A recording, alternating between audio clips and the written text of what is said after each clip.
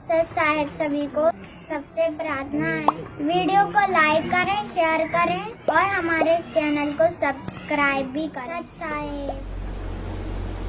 सर्वानंद नाम का बहुत बड़ा विद्वान ब्राह्मण था। वो संस्कृत का ज्ञाता था। संस्कृत तो विद्वान लोग, ब्राह्मण लोग पहले से ही पढ़े हुए होते थे और उसमें एक शास्त्रार्थ की बीमारी थी। शास्त्रार्थ एक ऐसा रोग था जो अभी तक हमें परेशान कर रहा है। शास्त्रार्थ कैसे होता था? एक विद्वान आता था कि मेरे साथ शास्त्रार्थ कीजिए, दूसरा विद्वान यानी पंडित उसके साथ शास्त्रार्थ करता था। दोनों संस्कृत बोलते थे और श्रोता अशिक्षित होते थे जिनको संस्कृत का ज्ञान नहीं होता था। और जिसने भी संस्कृत अधिक बोल दी उसी की महिमा हो जाती थी। और जिनको संस्कृत समझ में नहीं आती वो श्रोता, अशिक्षित श्रोता, अपनी तारी पीट कर उन दोनों विद्वानों की यानी ब्राह्मणों की जय और पराजय का फैसला किया करते थे।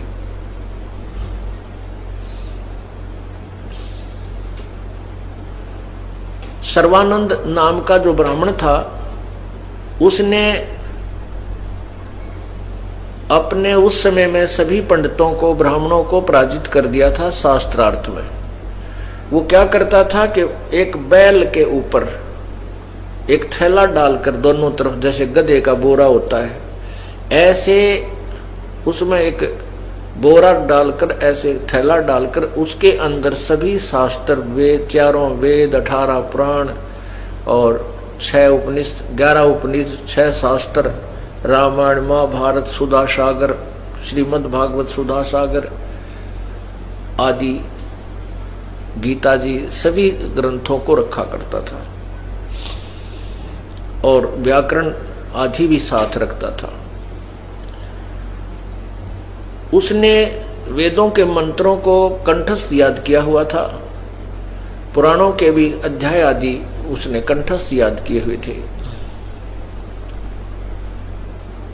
उसने आसपास के उस समय के सभी विद्वानों को शास्त्रार्थ में पराजित कर रखा था। उस सर्वानंद ब्राह्मण की एक माता जी जिसका नाम शारदा देवी था,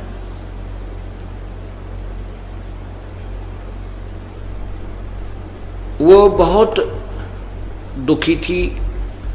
उसको ऐसी असाध्य बीमारी थी, असाध्य रोग था कि जिसका कोई भी ट्रीटमेंट नहीं हो पा रहा था। शारदा देवी ने अपने उपचार के लिए अपने पुत्र सर्वानंद से भी जंतर मंत्र करवा लिए। जैसे गीता जी में लिखा है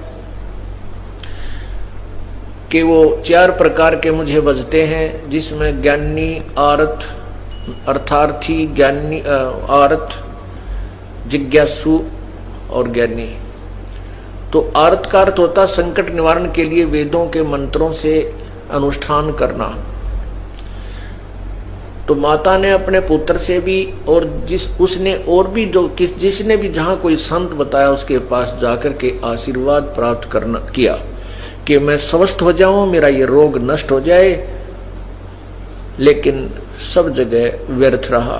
कोई भी वैद्य की दवाई काम नहीं कर रही थी। पुण्यात्माओं, जब जिसके ऊपर 3 ताप का प्रभाव होता है वो किसी भी जंतर मंत्र से या किसी देव के, भगवान के जाप से, पूर्ण परमात्मा के अतिरिक्त और पूर्ण संत से प्राप्त किए बिना कोई भी जाप, जंतर मंत्र कोई करता है, उससे वो 3 ताप और प्रारब्ध कर्म समाप्त नहीं होता, वो भोगना ही पड़ता है।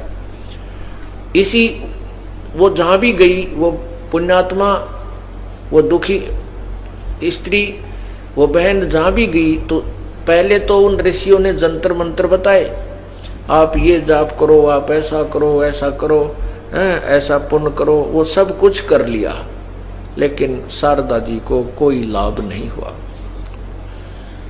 तो अंत में वो ऋषि कह देता था, वो गुरु कह देता था कि बहन ये तेरे प्रारब्ध का कर्म है, प्रारब्ध कर्म, ये पाप कर्म तुझे भोग कर ही समाप्त करना होगा, इसका कोई इलाज नहीं होता। साथ में वो उदाहरण भी देते थे कि किए हुए कर्म का फल, प्रारब्ध का कर्म तो भोगना ही पड़ता, ये पाप अक्षमा नहीं होता, नष्ट नहीं हो सकता। इसी प्रकार सबसे जवाब लेख प्राप्त करके वो माई अंतिम सांस गिने थी। उसके शरीर में बहुत ज्यादा पीड़ा रहती थी, न भूख लगती थी, न प्यास लगती थी, शरीर भी जीर्ण शीर्ण हो गया था। और वो सोच रही थी मेरी अब मृत्यु निकट है, और तड़फ रही थी, बहुत कष्ट पा रही थी। एक दिन परमात्मा कहते हैं, सौसल सिद्धर मैं करूं अपने जन के काज, और हिरण्यक्ष कहते हैं, हिरणा कुछ जो मार दूं मैं नरसिंह धर लूं साज। गैल गैल लाग्या फिरूं, जो जन हमारी शरण है ताका हूं मैं दास, और गैल गैल लाग्या फिरूं जब लग धरती आकाश। एक दिन उस शारदा के पास उसी का एक रिश्तेदार ब्राह्मण आया। उस ब्राह्मण ने परमात्मा कबीर जी से उपदेश ले रखा था। हाँ, उससे पहले एक उसकी सहेली आई जिसने कबीर परमात्मा से उपदेश ले रखा था, शारदा की सहेली ने, और वो काशी से दूर आसपास किसी नगर गांव की रहने वाली थी, तो वो बहुत कम आ पाती थी। एक दिन उसके मन में आया कि आज अपनी सहेली से भी मिल चलती हूँ, और आज सत्संग भी सुनकर आऊंगी सतगुरुदेव का। तो पहले वो अपनी सहेली के पास चली गई। शारदा के उस सतिथि को देखकर उसने कहा, बहन आपको क्या तकलीफ है? आप तो बहुत वीक हो गई हैं, बहुत कमजोर हो गई हो। शारदा जी ने कहा, बहन क्या बताऊं, मैं बहुत ही दुखी हूं, अंतिम श्वास गिन रही हूं। तो उस परमात्मा की शिष्या ने कहा कि आप इलाज करा लीजिए। शारदा ने कहा कि मैंने कोई वैद्य डॉक्टर नहीं छोड़ा है, सबसे इलाज करा लिया, लेकिन दवाई कोई असर नहीं करती, औषधि निष्क्रिय हो रही है। मैंने सब संत, बहुत से जो प्रसिद्ध संत हैं उनसे भी संपर्क साधा है, सभी ने कह दिया है कि ये तेरे प्रारब्ध का कर्म है, ये तुझे भोगना पड़ेगा, इसका कोई इलाज नहीं। बहन मैं तो अपने अंतिम सांस गिनू हूं, जो दुख मेरे साथ ही जाएगा, और मेरा कोई नरक जो है, मेरा जीवन नरक हो गया है। तब उसकी सहेली जो परमात्मा कबीर जी की शिष्या थी, उसने कहा, बहन मैं आपको एक राय देती हूँ, प्रार्थना करती हूँ, आप हमारे गुरुदेव से उपदेश ले लीजिए, आपका ये रोग नहीं रहेगा। अब उस बहन ने बड़े प्यार और श्रद्धा से कहा था कि यदि ये हृदय से गुरुदेव के चरणों में आ जाएगी तो इसका कष्ट संकट निवारण हो जाएगा।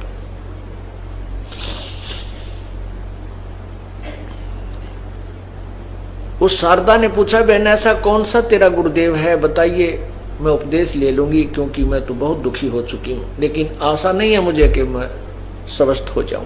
तब उस बहन ने कहा कि मेरे गुरुदेव जी हैं बंदी छोड़ कबीर परमेश्वर जी, कबीर देव। उस शारदा जी ने पूछा कि कहाँ रहते हैं वो? उन्होंने बताया कि आपके साथ ही यहाँ थोड़ी सी दूरी पर एक जुलाहा कॉलोनी है, उसमें रहते हैं। उनकी जाति क्या है? शारदा ने पूछा। बहन ने उत्तर दिया, शिष्या ने, परमेश्वर की शिष्या ने उत्तर दिया कि उसका नाम कबीर है, उसकी जाति जुलाहा है। और बहन वैसे तो संत की कोई जात नहीं होती। कबीर परमात्मा अपनी वाणी में कहते हैं कि जात ना पूछो संत की, पूछ लीजिए ज्ञान, और मोल करो तलवार का, भाई पड़ी रहने दो म्यान। तो शारदा ने जब ये सुना कि वो जुलाहा जाति से है और हम ब्राह्मण जाति से, उसी समय मस्तिष्क में 3 त्योड़ी पड़ी, 3 सिलवट पड़ी और कहने लगी, बहन तू मेरा धर्म भ्रष्ट कराना चाहती है। हम उत्तम कुल में जन्म है और एक नीच जात के जुलाहे को और एक ब्राह्मणी उसको गुरु बनाएगी, हम तो जगत गुरु हैं। अब वो बहन कहने लगी, जो परमात्मा की शिष्या थी, उसने कहा, शारदा मैंने तो आपके भले के लिए कही, आप नाराज मत होइए, लेकिन ये मैं आपसे गारंटी देती हूं कि आप स्वस्थ हो जाओगी। तो वो देखो, कहते हैं लोक लाज में आदमी इतना जकड़ा पड़ा है। शारदा कहने लगी, मैं तो ये रोग भुगत लूंगी, इस दुख को ही भोग लूंगी, पर मैं उस छोटी जाति वाले को गुरु नहीं बना सकती।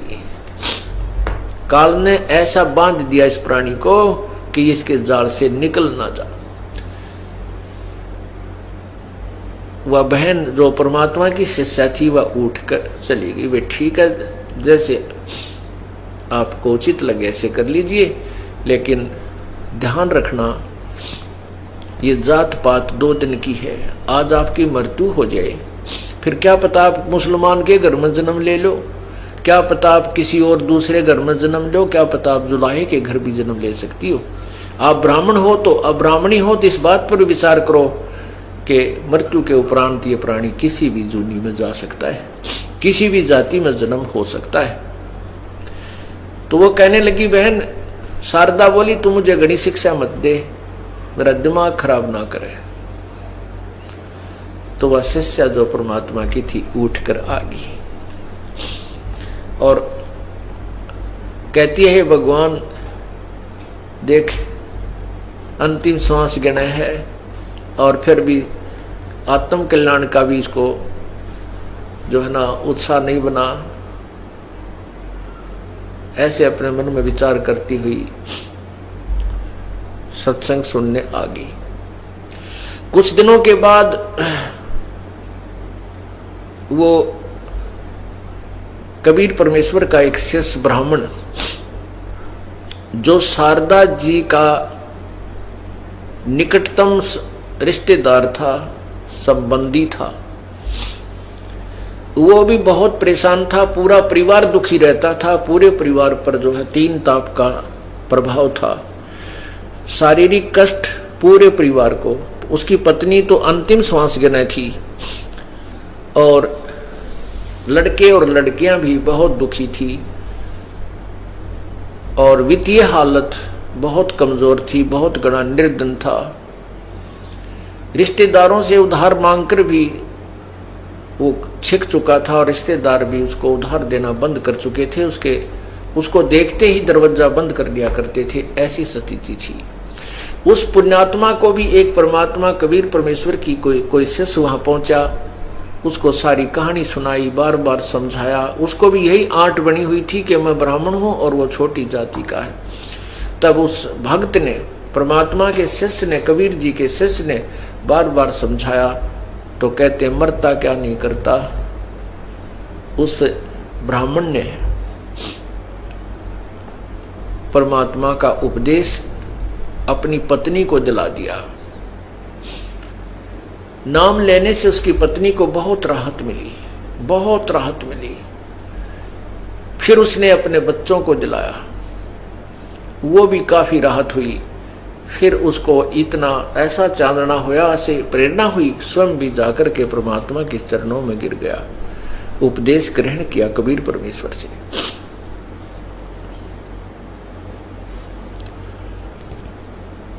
और उसके बाद पूरा परिवार स्वस्थ और घर में ऐसी बरकत होने लगी। पहले वो उधार लेता था, अब सबकी उधार भी तार दी 2-3-4 वर्ष के अंदर, और लोग उससे उधार लेकर जाते थे। वो निःशुल्क दिया करता था, वो बगैर इंटरेस्ट के, बगैर ब्याज के पैसे देता था। लोग बड़े प्रसन्न थे गरीब आदमी के, बड़ा भगवान करे तेरा दिन रात आशीर्वाद दिया करते थे कि तू दिन रात फले। ऐसा साहूकार हमने देखा है नहीं जो बगैर ब्याज के पैसे देता है। परमात्मा मना करते हैं कि ब्याज नहीं लेना चाहिए, किसी की मदद करना चाहते हो तो वैसे कर दीजिए, अन्यथा पैसा मत, ब्याज नहीं लेना चाहिए। अब वो इतना सुखी हो गया कि जन जन को जाकर कहता है कि कबीर परमात्मा स्वयं मालिक आए हैं, उनसे उपदेश ले लीजिए, अपना कल्याण करवा लीजिए।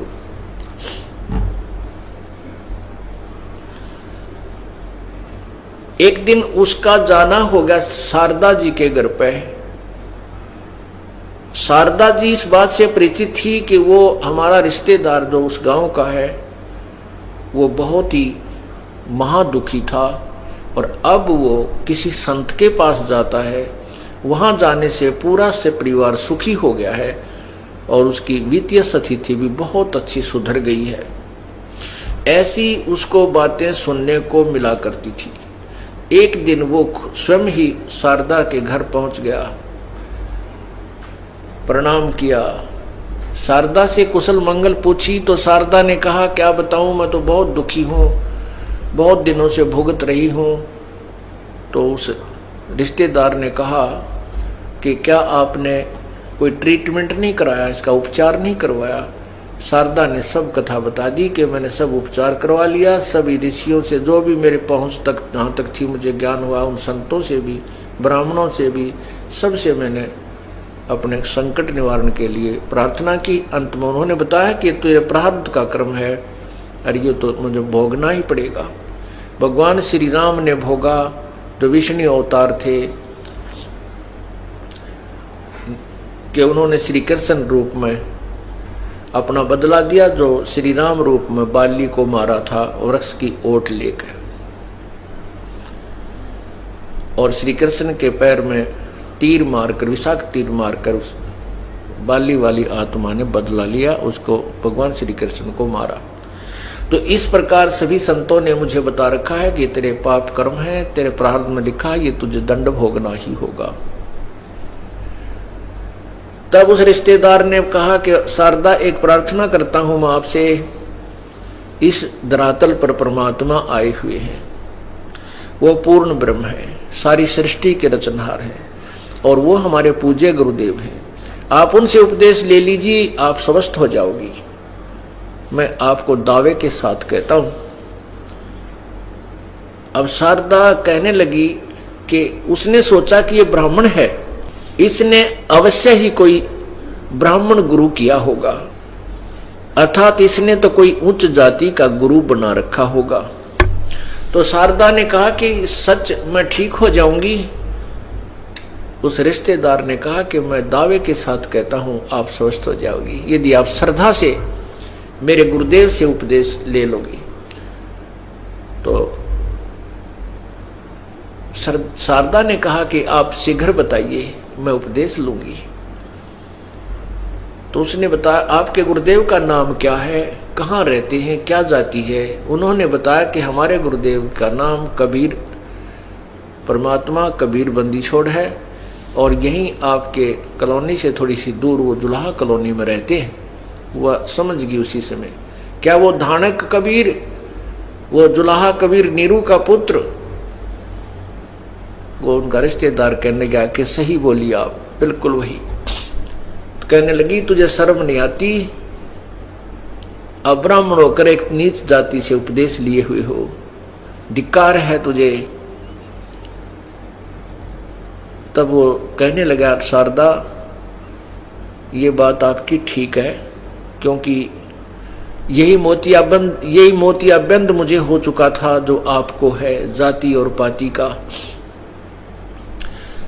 ऊंच और नीच का। इस ऊंच नीच के चक्कर में मेरा पूरा परिवार विनाश को प्राप्त हो चुका था। मेरी वो दुर्गति थी, तू अपरिचित नहीं है। और मैं इतना दुखी था कि मुझे ये ब्राह्मण रिश्तेदार भी मेरे से नफरत करने लग गए थे। जिसके द्वार पर मैं चला जाता था, स्वाभाविक भी जाता था किसी रिश्तेदार के पास या भाईचारे में, तो उसके मन में आती थी ये उधार मांगने आया होगा। मेरा पूरा परिवार महादुखी था। और इस कबीर जुल्हा अर्थात इस धानक से उपदेश लेने के बाद आज मेरा परिवार पुनर्आबाद हो गया है। मैं औरों का उधार लेता था, आज उनके उधार उतार के वो मुझसे उधार मांगने आते। और देख ले शारदा, आपके हित के लिए कह रहा हूं, ये तो पछतावेगी इस समय को। ये पूर्ण परमात्मा है, ये रोग तो आपका मुफ्त में ठीक होगा, ये तो मैं दावे के साथ कहता हूं। लेकिन आपको वो अमृत ज्ञान मिलेगा जिसको आप सोच भी नहीं सकती कि कहीं पृथ्वी पर कोई ऐसा ज्ञान बताने वाला संत भी विद्यमान है। शारदा कहने लगी, मेरे आगे ये बात चलाने की आवश्यकता नहीं है, मेरे सामने ये जिक्र फिर मत करना। कति कट्टर ब्राह्मणी थी, मरना मंजूर। देख काल ने कैसा मान दिया हमारे को। ये जात हमने बनाई, परमात्मा ने नहीं बनाई।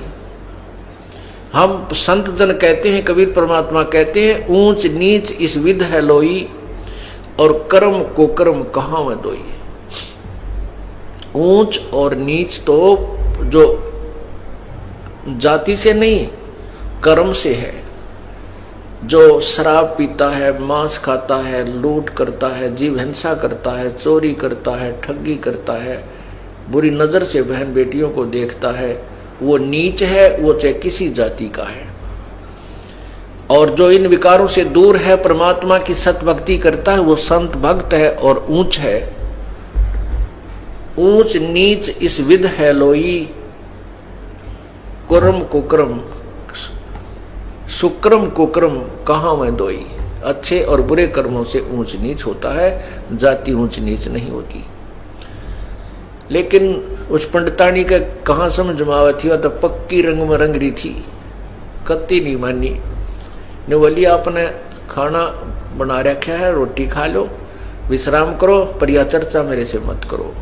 क्या कहते हैं, कबीर पिछले पाप से हरि चर्चा ना सुहावे, के ऊँघे के उठ चले के और बात चलावे।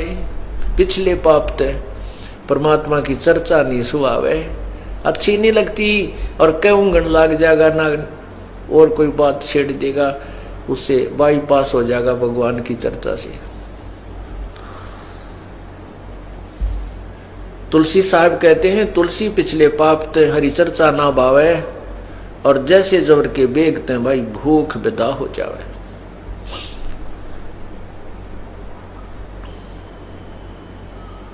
जैसे रोगी जबर के रोगी को, जिसको बुखार हो जाता है, उसको खाना अच्छा नहीं लगता। मनुखा दाख, किस्मस, सेब संतरे और रोटी कड़वी लगती है और वो खा नहीं सकता। न तो रोटी कड़वी है, ना किस्मस कड़वी है, ना मनुखा दाख कड़वी है, ना सेब संतरे कड़वे हैं। कड़वा उसकी बुखार ने उसके शरीर की व्यवस्था को बिगाड़ दिया, जिस कारण से उसको मीठी वस्तु भी, वो पदार्थ भी अब कड़वे नजर महसूस होते हैं। ठीक इसी प्रकार पाप कर्मों के जो दबाव से, प्रभाव से प्राणी को इतना बुखार बन जाता है, इतना दबाव बन जाता है पाप कर्मों का, कि राम नाम की मनुखा दाख भी उसको नीम जैसी कड़वी लगती है, उसको अच्छी नहीं लगती। पुण्यात्माओं, इस पाप कर्मों के जबर को उतारने का ट्रीटमेंट, उपचार भी यही है कि कड़वी गोली ही खानी पड़ेगी। मलेरिया हो जावे तो कड़वी कुनीन खानी ही पड़ती है, चाहे वो रुचि कर लगे या ना करे लगे। वो कड़वी दवाई का फांका मारना पड़ेगा। इसी प्रकार परमात्मा उसका ट्रीटमेंट क्या है कि जिसको परमात्मा की चर्चा अच्छी नहीं लगती, उसका उपचार भी यही है कि ना चाहते हुए भी सत्संग सुने, अच्छा लगे चाहे ना लगे। जैसे कुनीन खाना कोई अच्छा नहीं लगता, लेकिन वो खाए पार पड़े। फिर कुछ दिनों के उपरांत जितना भी बुखार कम होता चला जाएगा, उतनी ही रोटी रुचिकर लगने लग जाएंगी, अच्छी लगेगी। और जब स्वस्थ हो जाएगा, फिर वो लुखी सूखी रोटियां, चाहे नमक भी ना डाल रखे और सब्जी भी ना हो, 4, 5, 6 तो एक टाइम खा जाता है, क्योंकि वह पूर्ण स्वस्थ है। इसी प्रकार पुण्यात्माओं, जिस प्राणी को प्रथम बार सत्संग सुनने को मिलता है, वो उसको अच्छा नहीं लगता, क्योंकि उसको तो रागनी अच्छी लगे, कई फिल्मी गाने बढ़िया लगे, कि उसके कानों में वो आदत पड़ रही है, और परमात्मा की ये कथा उसको कति नहीं सुनाती, अच्छी नहीं लगती। तो वो पहली बार आकर सोचेगा अपने साथी गेल कित फंस गया आके, आड़े को गाना बजाना भी कोई ना ढोलकी ढालकी बांध रखी, ना कोई ऐसा सुरीली कोई सारंगी पारंगी, चल उसने दिल ला ले, ये तो बिरानी बात बतावे। तो वो उसको एक बार तो दिक्कत आएगी, क्योंकि वो अभी रोगी है, जवर है उसको। और इस सत्संग रूपी जो कुनीन है, सत्संग रूपी जो दवाई है, ये दोनों काम करेगी। आप जूता पहन लो, भविष्य में कांटा ना लगेगा। तो पुण्यात्माओं, कांटा लगे पैर में जूता पहना नहीं जा सकता, वो तो कांटा निकले जो पीड़ा बना रहा है। और फिर वो व्यक्ति इस भय से जूता पहने कि कहीं फिर कांटा ना लग जाए, वो भयंकर पीड़ा मुझे फिर दुखी करे। इसी प्रकार जो पाप कर्म के कांटे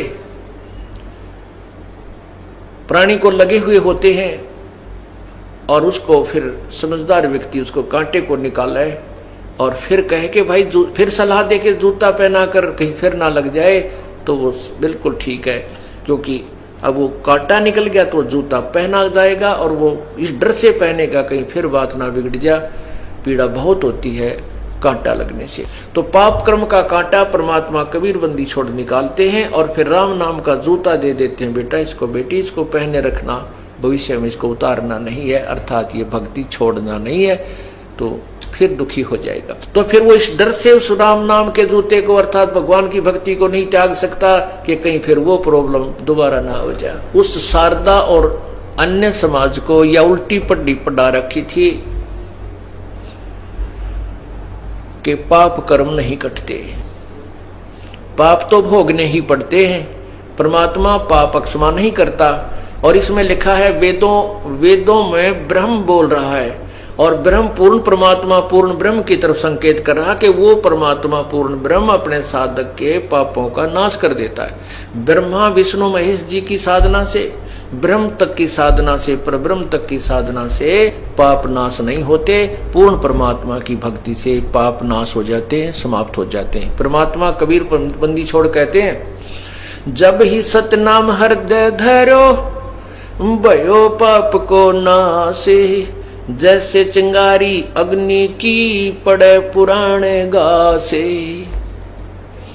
कि जब ही सतनाम हृदय धरो, जब ही सच्चा नाम पूर्ण संत से प्राप्त हो जाता है और हम उसको सच्ची लगन, सच्ची श्रद्धा मर्यादा से जाप करते हैं, तो वो पाप नष्ट ऐसे हो जाते हैं जैसे बहुत बड़े घास के ढेर में और एक माचिस की सीख लगा दी जाए। वो चिंगारी अग्नि की पूरे सूखे घास को, चाहे 1000 लाख मन पड़ा हो, लाख टन पड़ा हो, वो जलाकर भस्म कर देती है, सभा कर देती है, उसका राख बन जाती है, खाक बन जाती है, और वो हवा में उड़कर वो स्थान भी साफ हो जाता है। और ये नकली गुरु, झूठे गुरु और ये ऋषि महर्षि, ये झूठे जो वेद ज्ञान से अपरिचित थे, ये दुनिया को भ्रमित कर गए, क्योंकि उनको यथार्थ ज्ञान नहीं था। वो ब्रह्म से आगे किसी को नहीं जानते थे, जबकि परब्रह्म पूर्ण ब्रह्म ये अन्य शक्तियां और हैं। अब शारदा जी को बड़ा आनंद आया और कहा, परमात्मा मुझे उपदेश दे दो।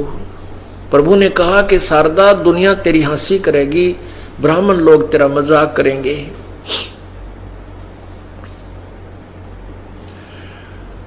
तो शारदा ने कहा कि भाड़ में जाओ ये समाज और भाड़ में जाओ ये लोग। ये परमात्मा, आपने तो मेरी आंख खोल दी, क्योंकि सत्संग सुना। परमात्मा ने कहा कि बैठ जा, नाम बाद में दूंगा, पहले तू सत्संग सुन ले। और परमात्मा ने वो अमृत वर्षा की, वो ज्ञान भी समझ में आ गया। क्योंकि जब उसके दुख दूर हो गए तो फिर वो क्या समझा भगवान और कौन है। जो गुरु जी जो वचन कह रहे वो सारे सच्चे नजर आ रही थी। तो उस पुण्यात्मा ने कहा, भगवान मुझे नहीं लेना देना किसी समाज जात से, मैं आपकी बेटी, आप मेरे परम पिता, और मुझे उपदेश दो प्रभु। परमात्मा तो यही चाहते थे, उपदेश दे दिया। उपदेश दे दिया। अब शारदा डट कर भजन करती और फिर रह रहकर सत्संग सुनती तो उसकी आत्मा से जो अज्ञान था वो पूर्ण रूप से हट गया। परमात्मा कहा करते, बच्चों, वर्तमान में कोई भी संत ऋषि नहीं है जिसके पास तत्व ज्ञान है और जिसको यथार्थ भक्ति का मार्ग का ज्ञान हो। इस बात को सभी शिष्य अच्छी तरह मानते थे, जानते थे। और साथ में वो दुखी आत्मा, क्योंकि वहां आकर वही लोग आते थे जो महा दुखी थे। सुखी तो कोई एकाध भगवान ही आता था और सभी दुखी सुखी हो गए थे। इस प्रकार परमात्मा के 64 लाख शिष्य हो गए थे। 64 लाख। आज से 600 550 वर्ष पहले विचार करो, 64 लाख शिष्य हो जाना कोई मामूली बात नहीं है। जबकि हिंदुस्तान की उस समय 550 600 वर्ष पहले कुल 4 करोड़ आबादी होगी मुश्किल तय, और उस समय से 64 लाख शिष्य हो जाना ये कोई बालकों का खेल नहीं। उसमें तो कोई मीडिया भी नहीं था, ना कोई टीवी चैनल थे कि एक आदमी एक जगह से अपना प्रचार करके सबको सुना सकता है। तो ये कैसे रजा हुई थी परमात्मा की। ऐसे ही जोत के जोत जली थी। 120 वर्ष तक परमात्मा रहे थे इस पृथ्वी पर, एक साधारण मनुष्य का, एक आम भगत संत की तरह जीवन जीकर और जनता का कल्याण किया था। तो उसमें ऐसे ही जोत के जोत जली थी। जो सुख हो जाता विश्वों को जाकर बताता, कोई रिश्तेदार को सुनाता, कोई मित्र को सुनाता, कहीं राह चलते को जिक्र करता। ऐसे 64 लाख से प्रभु के हो गए थे। एक दिन उस सर्वानंद ने, जो शारदा जी के पुत्र थे, वो विद्वान ब्राह्मण जिसने उस समय के सभी विद्वानों को पराजित कर दिया था शास्त्रार्थ में, तो उसके मन में ये आया कि मैं अपना नाम सर्वाजीत रखवा लूं। सर्वाजीत, सर्वाजीत का अर्थ होता है जिसने सब पर विजय पा ली हो, सर्वाजीत। तो उसने अपनी मां से प्रार्थना की कि माता जी मेरा नाम आप चेंज कर दो, बदल दो, मेरा नाम सर्वाजीत रख दो। तो माता ने कहा, बेटा क्यों, सर्वानंद कौन सा बुरा नाम है, ये भी बहुत अच्छा नाम है। तो उसने कहा सर्वानंद ने कि माता जी, मैंने आसपास के इस पृथ्वी पर जितने भी विद्वान पुरुष हैं, ब्राह्मण हैं, वो ज्ञान में शास्त्रार्थ में पराजित कर दिया है, और मैं इसलिए अपना नाम सर्वाजीत रखवाना चाहता हूं कि सर्वाजीत नाम से सभी जान जाएं कि यो वो व्यक्ति है जिसने सबको पराजित कर दिया, सब पर विजय पा ली है। अब शारदा जी बोली, बेटा ठीक है, मैं अपने बेटे का नाम बदल दूंगी। आप एक संत को, एक ऋषि को और पराजित कर दे। सर्वानंद कहने लगा, बताओ माता जी कौन है वो? कि वो मेरे पूज्य गुरुजी कबीर बंदी छोड़ हैं। आप उनको शास्त्रार्थ में हरा के और उनसे लिखवा लाना, फिर मैं तुझे सर्वानंद के नाम से पुकारूं, सर्वाजीत के नाम से पुकारूंगी। नहीं तो बेटा मैं तुझे सर्वानंद, सर्वाजीत नहीं कहूंगी, मेरी तरफ से सर्वानंद ही रहेगा।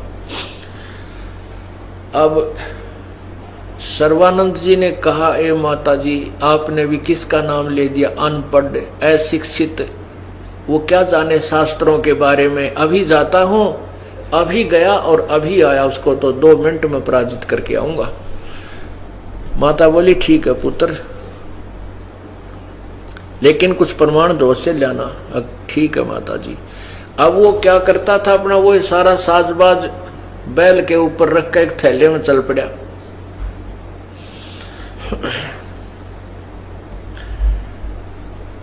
और दोपहर का समय, यही 11-12 बजे का समय दिन का, और सर्वानंद जी चल पड़े बैल को साथ ले करके, उसके अंदर सारे शास्त्र रख करके।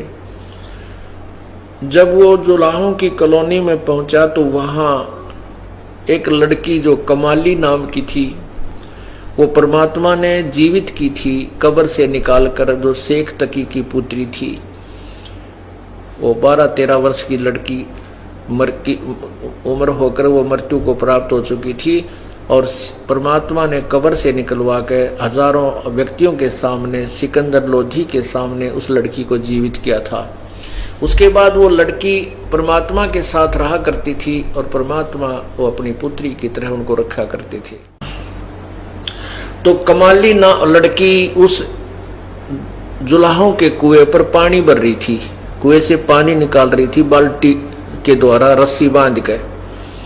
और उधर से परमात्मा ने ऐसी कृपा की कि सर्वानंद को बहुत जबरदस्त प्यास लगी। इतनी प्यास लगी कि अगर 10 मिनट पानी ना मिले तो प्राण निकल जावे, ऐसी स्थिति होगी।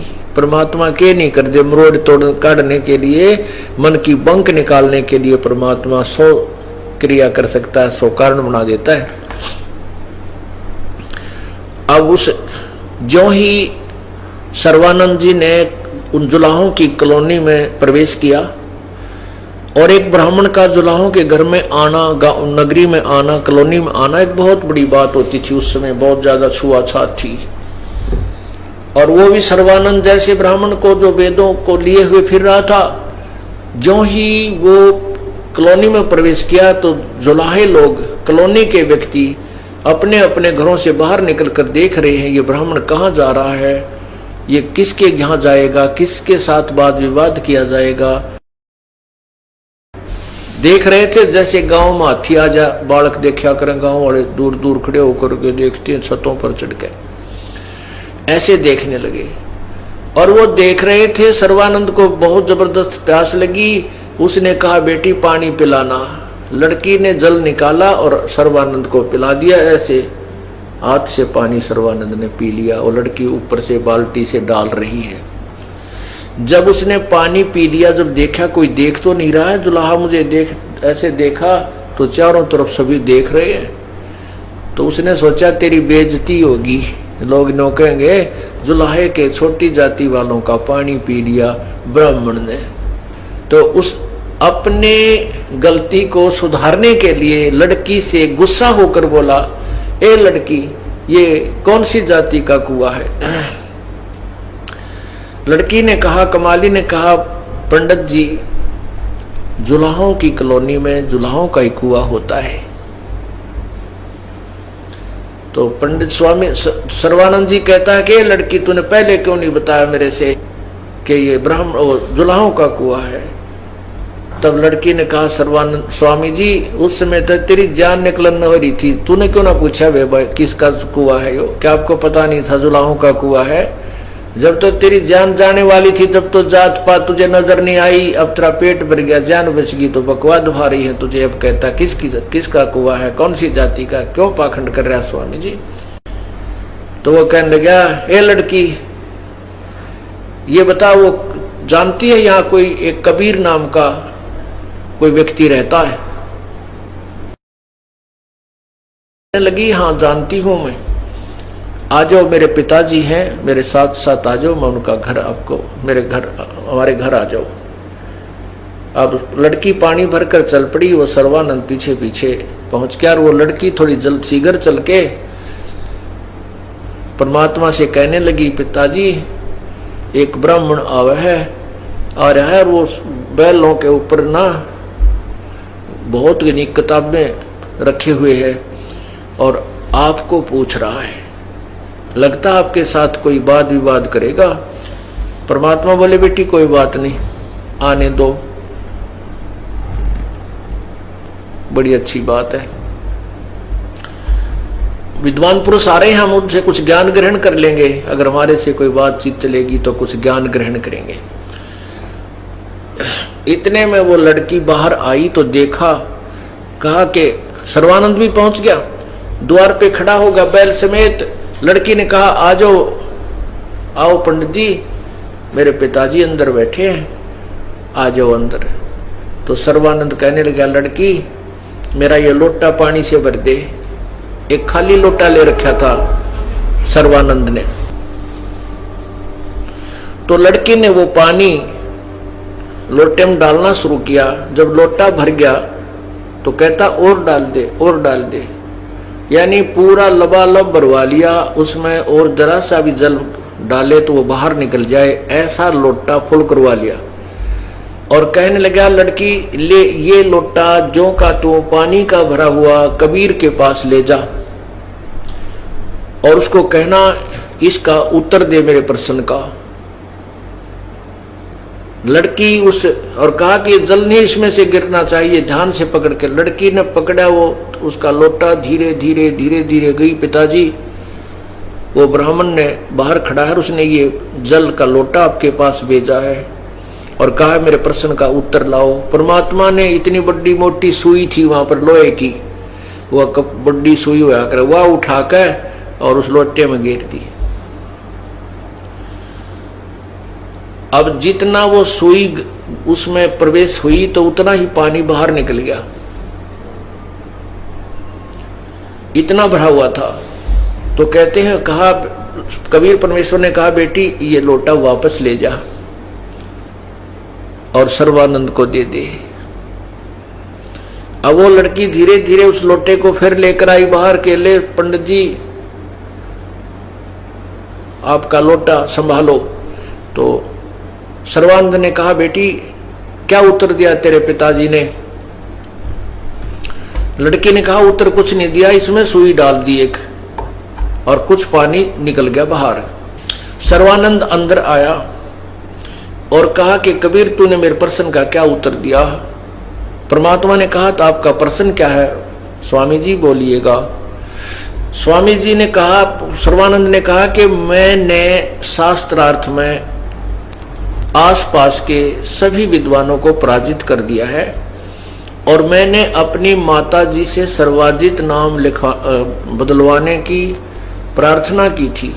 मेरी माता ने शर्त रख दी है कि मैं कबीर को पराजित कर दूं शास्त्रार्थ में तो वो मुझे सर्वाजित से संबोधित करेगी, इसलिए मैं आपसे शास्त्रार्थ करने आया हूं। और मेरा कहने का तात्पर्य ये लोटा पानी का भरा हुआ आपके पास भेजने का मेरा जो प्रश्न है कि मैं ज्ञान से परिपूर्ण हूं और तेरा ज्ञान मेरे अंदर नहीं समाएगा। मैंने लोटा इसलिए और फ्लो करके भेजा था कि और जल इसमें डलेगा तो वो जल बाहर ही जाएगा, लोटे में नहीं समाएगा।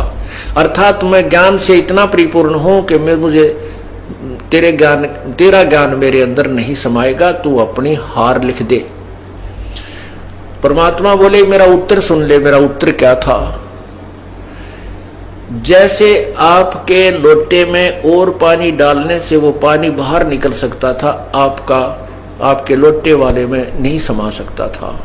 मैंने इसके अंदर वो सुई इसलिए डाली है कि मेरा ज्ञान इतना वजनदार है कि जिस प्रकार वह लोहे की सुई तेरे लोटे की तली में पहुंच गई और तेरा पानी बाहर निकल गया, मेरा ये ज्ञान इतना वजनदार है कि तेरा ज्ञान ऐसे बाहर निकल जाएगा और मेरा ज्ञान तेरे हृदय में समा जाएगा, ऐसे जम जाएगा जाकर के, और ये तेरा नकली ज्ञान तेरे यहां से तेरे अंदर से बाहर निकल जाएगा।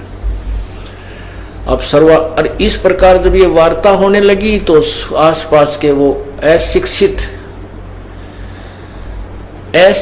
यानी जिनको अक्षर ज्ञान नहीं था वो जुलाहे आगे वार्तालाप सुनने के लिए, शास्त्रार्थ सुनने के लिए।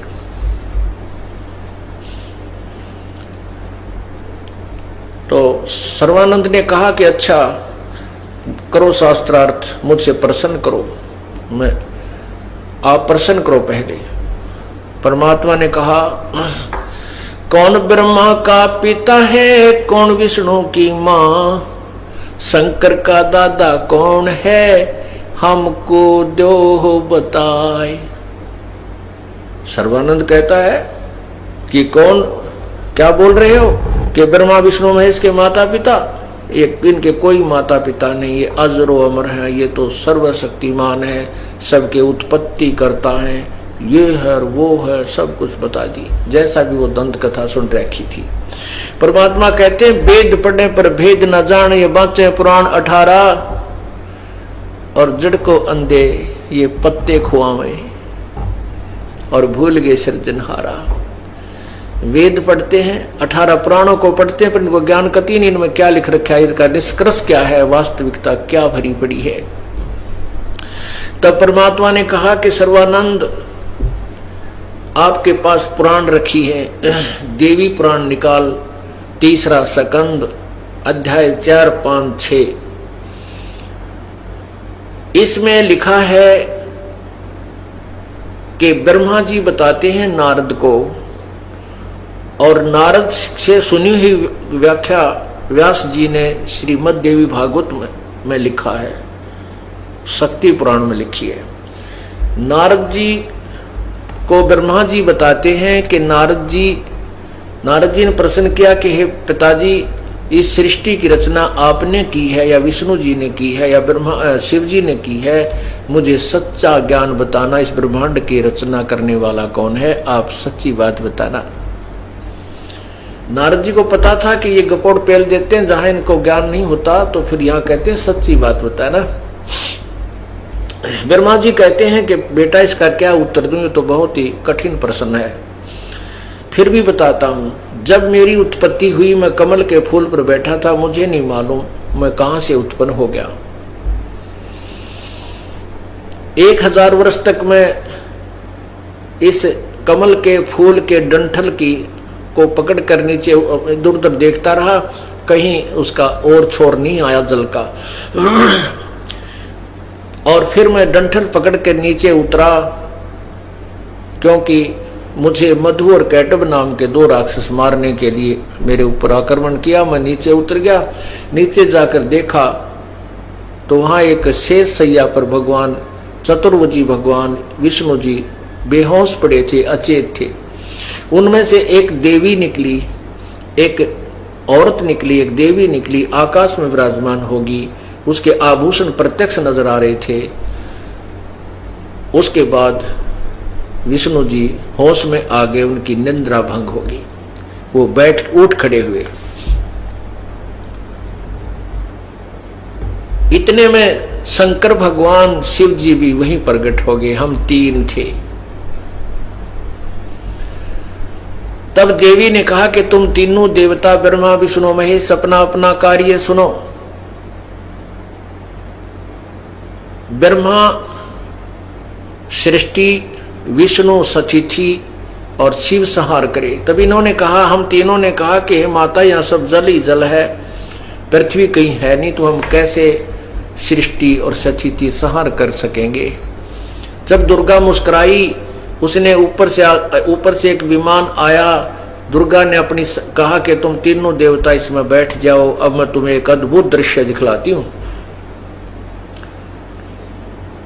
वो तीनों भगवान ब्रह्मा विष्णु महेश उसमें विमान में बैठ गए, और दुर्गा ने, उस प्रकृति देवी ने अपनी शक्ति से उस विमान को आकाश में उड़ा दिया।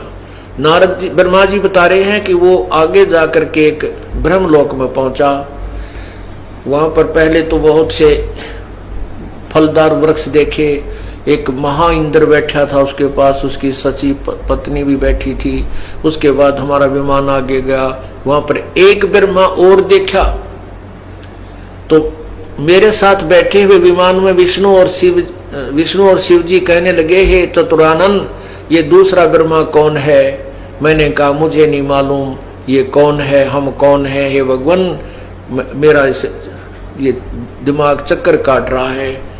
मुझे नहीं मालूम ये दूसरा ब्रह्मा कौन है। इतने में हमारा विमान मन की गति से आगे चला। वहां पर एक दूसरे लोक में एक भवन से त्रिनेत्रधारी भगवान विष्णु निकले, जो वृषभ पर, नंदी वृषभ पर बैठे थे। उसको देख करके विष्णु शिव जी का भी मन चक्कर काट गया कि दूसरा शिव कौन है। शिव जी कहता मुझे नहीं मालूम ये दूसरा शिव कौन है। उसके बाद हमारा विमान आगे गया, वहां पर एक विष्णु और बैठा था। उस दूसरे विष्णु को देखकर भी विष्णु जी का, जो हमारे साथ विष्णु बैठा था, उसका मन भी चक्कर काटने लगा कि दूसरा विष्णु कहां से आ गया। और वो एक लक्ष्मी भी वहां महालक्ष्मी विराजमान थी। उसके बाद हमारा विमान आगे गया। आगे एक मंगल द्वीप था, उसमें एक मनोहर पलंग बिछा था, उस पर एक सुंदर स्त्री बैठी थी। उसको वहां हमने प्रणाम किया। उसमें भगवान विष्णु को पिछली चेतना आ गई, जब बालकपन थी, जब उसका जन्म हुआ था, छोटा सा था। तो उसने देखा कि उसको याद आई कि ये तो अपनी माँ है, ये तो अपनी माता है। और ये जब मैं छोटा सा था, मुझे पालने में लोरी देकर सुलाया करती थी, मनोहर गीत गाया करती थी। अब मुझे अपने बचपन की बात याद आ गई, ये अपनी माता है। तो तब तीनों ने, भगवान विष्णु ने भगवती की अर्थात दुर्गा की सतुति की, अपनी माता की, तुम शुद्ध स्वरूपा हो, ये संसार तुम्ही से उद्भासित है। मैं ब्रह्मा और शिव तो आप ही से, हम तो आप ही से जो है ना प्रकट हैं। हमारा तो जन्म और मृत्यु होता है, अर्थात आविर्भाव, जन्म, तिरोभाव, मृत्यु होती। हम अविनाशी नहीं है। आप ही नित्य हो, आप ही अविनाशी हो। हम नित्य नहीं है, हम अविनाशी नहीं है। आप प्रकृति देवी हो। भगवान शंकर बोले, हे माता, यदि ब्रह्मा भी आपका पुत्र है और विष्णु भी आपका पुत्र है, तो क्या मैं तमोगुणी लीला करने वाला शंकर आपका पुत्र नहीं हुआ? अर्थात मुझे भी जन्म देने वाली आप मेरी माता हो। और दुर्गा से फिर ब्रह्मा ने पूछा कि माता, वेद में जो लिखा है कि कोई और परमात्मा है, क्या वो आप ही हो? वो ब्रह्म आप ही हैं, क्या कोई और है? तो दुर्गा ने कहा कि मैं और वो ब्रह्म एक ही हैं। मेरा और उस ब्रह्म का तुम जब स्मरण करोगे, तुम्हारे ऊपर कोई आपत्ति आवेगी, तो हम तुम्हारा कार्य सिद्ध करेंगे, तुमसे जो काम अट जाएगा। तो पुण्यात्माओं, इससे क्या सिद्ध हुआ कि ब्रह्मा विष्णु महेश नाशवान है, इनका जन्म होता है, मृत्यु होती है, ये अविनाशी नहीं है। और सर्वानंद जी कह रहे हो कि ये अविनाशी हैं। आप कहां से लाए ये ज्ञान? ये लोक वेद दंत कथा सुनाकर तुम गुमराह कर रहे हो। परमात्मा ने पूरी डट कर ये कथा सुना दी। अब उस समय इन नकली गुरुओं को, विद्वानों को एक यही दाव लगा रहा कि ये संस्कृत में शास्त्र थे, हिंदी अनुवाद इन्होंने नहीं किया। इसलिए नहीं किया था कि कहीं दुनिया को पता ना लग जाए और तुम्हारी रोजी रोटी समाप्त हो जाए। अब सर्वानंद ने वही देवी भागवत महापुराण निकाली, तीसरा संगत पढ़ कर देखा, उसमें स्पष्ट लिखा था, संस्कृत में स्पष्ट लिखा था। अब उसने सोचा इना तो ये श्रद्धालु कोई शिक्षित है, जो श्रोतागण बैठे, और कबीर जी की कौन मानेगा इस बात को? तो वो कहता नहीं, ये झूठ बोलता है, ये जुलाहा, मैं काशी विद्यापीठ से पढ़ा हूँ, मैं संस्कृत का विद्वान हूँ, ये अशिक्षित है, इसको अक्षर ज्ञान नहीं है, ये झूठ बोल रहा है, इसकी बातों में मत आना। और ये कथा ना सुनाकर, विष्णु श्री दुर्गा पुराण ना सुना करके कोई और ही संस्कृत में पता नहीं कौन से श्लोक सुनाने शुरू कर दिए। संस्कृत बोलता रहा, पता नहीं बेतुकी बातें कहीं की कहीं सुनाने लग गया, संस्कृत बोल रहा है। तो सभी श्रोतागण जो अशिक्षित जुलाहे बैठे थे, उन्होंने सर्वानंद को की प्रशंसा कर दी, हथेली पीट दिया, हो जय हो। तो हथेली पीट कर ताली बजा करके उसको विजयी घोषित कर दिया कि सर्वानंद विजयी हुआ। जबकि उन श्रोताओं को कुछ भी समझ में नहीं आ रहा था सर्वानंद संस्कृत में बोल क्या रहा है। एक समय तो परमात्मा कहने लगे भाई ठीक है सर्वानंद आप जीत गए, मैं हार गया। अब ये सभी आपकी प्रशंसा कर रहे हैं और आप जीतते, मैं हारा। पुण्यात्माओं, ये तो वो कहानी होगी, एक किसान का बेटा छठी सातवीं कक्षा में पढ़ा करता और उस समय अंग्रेजी जो है छठी क्लास में लगा करती थी। सातवीं में बस इतना संस्कृत इंग्लिश याद हो जाती थी, एक आधी छुट्टी की प्रार्थना पत्र, एक आधा माई बेस्ट फ्रेंड या स्कूल का 5-4 लाइनों का ऐसे अर्थात प्रस्ताव याद कर सकता था। तो एक दिन वो लड़का अपने पिता किसान के साथ बैलगाड़ी में बैठा हुआ खेतों की ओर जा रहा था।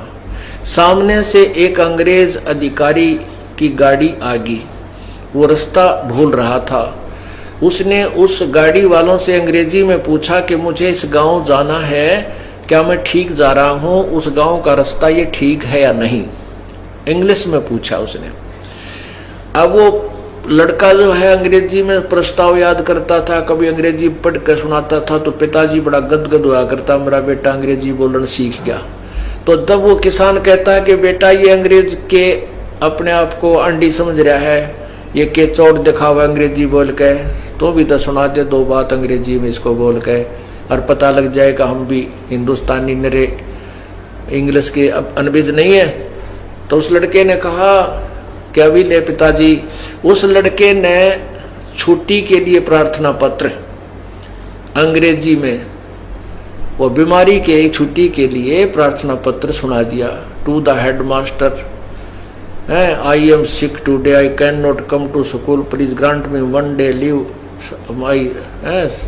आई shall be thankful to you, अपना नाम लिख दिया सच एंड सच। तो अंग्रेज ने सोचा देख बुद्धू, पूछो मतलब गांव का रास्ता बताओ, सुनाओ मैंने छुट्टी के लिए प्रार्थना पत्र। अच्छे मूर्ख तो फंसा, माथे माथ मार के और अपनी गाड़ी ने साइड तक कर चलता बढ़ा। अब उसके किसान पिता ने अपने पुत्र की कमर थपथपाई, वाह बेटा आज तेने अंग्रेजी बोल के अंग्रेज हरा दिया, पराजित कर दिया, भाज गया छोड़कर मैदान को। तब वो लड़का कहता पिताजी अभी तो माई बेस्ट फ्रेंड और याद था, वो सुन लेता तो गाड़ी छोड़ के भाग जाता।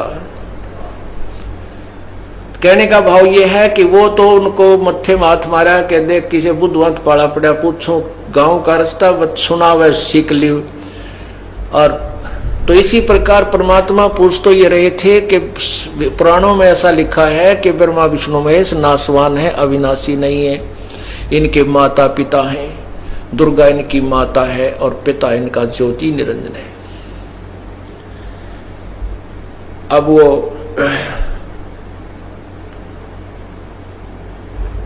सर्वानंद ने सुना दी वह सिकली और प्रशंसा कर दी उन अशिक्षित श्रोताओं ने, और में विजयी कर दिया वो अज्ञानी सर्वानंद। परमात्मा बोले भाई ठीक है, लिखवा ले के लिखवाना तने, ठीक है आप जाइए, मैं हार गया तो जीत गया। पर सर्वानंद बोला ऐसा नहीं, मेरी मां ने कहा कि लिखवा के लाना उससे। परमात्मा बोले भाई लिख ले तू, मैं तो अशिक्षित हो, मैं अपना अंगूठा कर दूंगा। अब सर्वानंद ने लिख लिया कि शास्त्रार्थ में कबीर पराजित हुआ, सर्वानंद विजयी हुआ और परमेश्वर का अंगूठा लगवा लिया। अब घर पे चला गया। माता ने पूछा आ गया बेटा? कहा माता जी और क्या? उसने जाते हार मान ली मेरे तय, 2 बात भी ना कर सका मेरे सामने कि भाई ठीक है फिर कुछ प्रमाण दिखाओ, कोई प्रूफ दे। तो उसने पढ़ के सुनाने लगा कि सुन माता जी, लिखा है कि शास्त्रार्थ में कबीर विजयी हुआ और सर्वानंद पराजित हुआ है। वो फिर पढ़ने लगा है। माता बोली रे तू तो हार का है भाई, तो हार के आया है, खुद पढ़ के सुनाने लग रहा। तो वो कहने लगा माता जी मैं ना कल 2-3 दिन से लगातार शास्त्रार्थ में था, रात्रि में भी काफी देर तक शास्त्र हुआ करते थे, मैं निंद्रा में था, मेरे से ही गलत लिखा गया। माता जी वो तो अनपढ़ है, मैं खुद लिखने वाला हूँ और सचमुच वो हार गया। माँ बोली नो ना मानो तेरी बात दे, लिखवा के ला उन पर। फिर लिखवा ला जाके। तो फिर गया वापस गया तो कहा कबीर जी मैंने गलती से उलट लिख लिया, मेरी माँ नहीं मानती। परमात्मा बोले भाई फिर लिख ले, कोई बात ना, तेरे हाथ में कलम है, कुछ लिख ले। तो उसने फिर लिख लिया कि शास्त्रार्थ में कबीर परमात्मा पराजित हुए, कबीर हार गया और सर्वानंद जीत गया। और अंगूठा लवा लिया, एक आधे गवाह के भी अंगूठे लवा लिए। फिर आकर आया, कहने लगा माता जी सुनाऊं? कहा सुना बेटा। उसने पढ़ा, फिर वही पाया उल्टे अक्षर हो गए शास्त्रार्थ में, सर्वानंद हार गया, कबीर साहिब विजयी हुए। तो उसकी माँ बोली रे तू भांग तो नहीं पी रहा आज? कह वो हार गया, लिख के ला वो तो उल्टा। ने बोला माता जी पता नहीं क्या हो गया, मेरा ध्यान नहीं रहता है, अब क्या जाता हूँ, अब जा भाई। तीसरी बार फिर लिखवा लिया। अब तीसरी बार उसने सोची कि घर में प्रवेश करने से पहले वो पढ़ रहा सही अक्षर है कि शास्त्रार्थ में कबीर जी हार गए और सर्वानंद जी जीत गए। तो उसने सोचा कि बिजली पड़े है, अब नो एक तक नजर रख रहा है उसके ऊपर, और देलियों में से दरवाजे में प्रवेश करता हुआ कहता माता जी सुनाऊं? कहा सुना भाई। तो उसकी आंखों के सामने अक्षर पलट गए, लिखा गया शास्त्र, जैसे कंप्यूटर में चेंज हो जाते हैं, शास्त्रार्थ में कबीर जी विजयी हुए, सर्वानंद पराजित हुआ। उसका मुंह ना खुला, नू देखे बंदर की तरह उस कागज की तरफ। तो माँ बोली रे बोलता क्यों ना, क्यों बोलती बंद होगी तेरी, सुना क्या लिखवा के लिया? कुछ नहीं बोला। तब माँ बोली नादान वो परमात्मा आए हैं। अरे क्या रखा है झूठी प्रभुता में बेटा, ये 2 दिन की महिमा या जनता से इतने कुछ भगवान माने बैठी रहे, फिर तू गधा बनेगा। परमात्मा कहते हैं ज्ञानी तो अभिमानी भय कहने ही के नाद, और शर्जम दंडा खाते हैं चाहे कोट में लो भावे साध। ये ज्ञानी अभिमानी हो जाते हैं, इसलिए गीता जी में ये जिज्ञासु लोग होते हैं जो ज्ञान को ग्रहण करके आगे प्रचार करना शुरू कर देते हैं और लोगों में झूठे विद्वान और ज्ञानी प्रसिद्ध हो जाते हैं। तब सर्वानंद बैठ गया, पेट पकड़ के कलेजा दिल पकड़ के, या कहानी के बनी 3 बार लिखवा के लार मेरी आंखें आ गया, अक्षर चेंज हो गए। जब तो उसका भी सोचा थी कहीं मैं गलत ना लिख लाता हूं। आज जब आंखों के सामने वो अक्षर पलट गए, जब कलेजा पकड़ के बैठ गया जमीन पर, ने बोला माता जी वो तो सचमुच परमात्मा है। संस्कृत वो जो जिन पुराणों को मैं रोज पढ़ा करता माता, मेरी बुद्धि कति काम नहीं करे थी, यो क्या लिख रखा है, उस परमात्मा ने वो स्पष्ट अध्याय तक बता दिए। तो माँ बोली फिर के बाट देखे भाई, अब किस चीज की इंतजार है, पैर पकड़ दे उस परम पिता के जाके और ले ले नाम भगवान। बेटा मेरा भी जीवन सफल हो जाएगा, ना मैं भी रोऊं, मेरा बेटा रह गया, यू काल के मुंह में जाएगा। तब परमात्मा के पास उस सर्वानंद कहने लगा आप मेरे साथ चलो माता जी, मुझे शर्म आवे, नो कहती हुए मैंने नाम दे दियो। ने बोली रे अब भी शर्म की गठड़ी बांध रहा है, तो चरणा में पड़ जा नादान, कति कर्म बिगाड़ देगा नहीं तय। तब सर्वानंद की माता जी उसके साथ गई और फिर उनसे उपदेश दिलाया। अब सर्वानंद जी अब और ब्राह्मणों को और जनता को समझाने लगा, कहने लगा भाई ऐसे ब्रह्मा विष्णु महेश नासवान है, अविनाशी नहीं है, पूर्ण परमात्मा कोई और है, तो वो कोई ना सुने।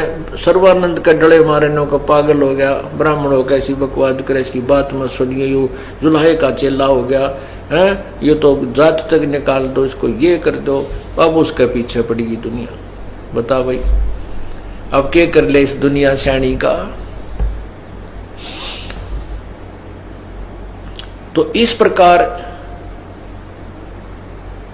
परमात्मा पूर्ण ब्रह्म ने आकर के कई प्रकार से इस जनता के उद्धार के लिए 100 प्रमाण बताए।